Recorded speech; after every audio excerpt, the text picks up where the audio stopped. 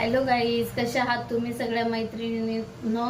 तर उद्या शिवरात्र आहे. शिवरात्रीच्या तुम्हाला माझ्याकडून आमच्या घर पूर्ण परिवाराकडून खूप खूप शुभेच्छा. आणि तुम्ही उद्या आमच्या इकडे खूप मंदिर आहेत नेरळमध्ये, तर आम्ही ते सर्व तुम्हाला अभिषेक घातलेलं सगळं तुम्हाला लाईव्हमध्ये दाखवणार आहे. आणि यावर्षी भीमाशंकर बंद असल्यामुळे मी भीमाशंकरला नाही गेली आणि मी तुम्हाला इथे नेरळमध्ये सगळे मंदिर आहेत ते सगळे लाईव्हमध्ये दाखवणार आहे. तर तुम्ही माझा व्हिडिओ पूर्ण बघा आणि उद्या तुम्ही सगळे मंदिरात जाऊन येणार आहे आणि सगळे मंदिरं तुम्हाला लाईव्हमध्ये दाखवणार आहे. तर तुम्ही नक्की बघा माझा व्हिडिओ आणि मी तुम्हाला खूप सुंदर असं व्हिडिओ दाखवणार आहे उद्या.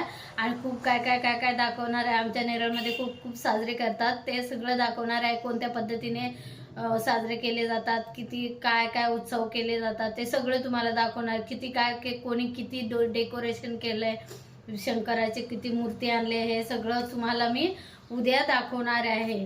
आणि उद्या मी लाईव्ह मध्ये तुम्हाला सर्व मंदिरं दाखवणार आहे आणि अभिषेक सुद्धा लाईव्ह मध्ये दाखवणार आहे. तर तुम्ही नक्की उद्या व्हिडिओ बघा. आणि मी तुम्हाला सांगते खरंच की हर हर महादेव, खरंच सांगते हर हर महादेव. तर उद्या तुम्हाला लाईव्हमध्ये व्हिडिओ दाखवणार आहे. नक्की बघा तुम्ही. आणि नक्की बघा आणि मी तुम्हाला व्हिडिओ म्हणजे पूर्ण दाखवणार आहे. अभिषेक घातलेलं आणि कुठे कुठे गेली, कोणत्या पद्धतीने तिथे पूजा केली जाते ते सगळी माहिती देणार आहे.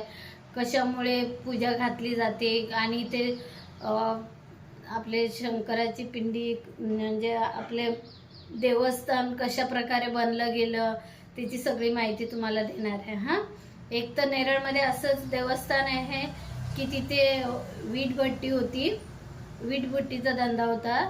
ते वीटभट्टीचा धंदा माती काढता शेतातली डोंगरातली माती काढता तिथे एक पिंड मिळाली. पिंड पण अशी एवढी सुंदर आहे ना, तुम्ही बघाल तो व्हिडिओ तुम्हाला मी उद्या दाखवणार आहे आणि सांगणार सुद्धा आहे. खूप सुंदर. आणि तिथे मग ते एवढी सुंदर मूर्ती भेटले ना, तिथे पाणी पण लागले आणि वीटभट्टी त्यांची खूप सुंदर आहे. मी तुम्हाला दाखवते उद्या लाईव्ह मध्ये दाखवते आणि तुम्हाला वाटेल ते उद्या दाखवणार आहे. बघा तुम्ही सर्व मंदिर. पण हर हर महादेव, हर हर महादेव, हर हर महादेव.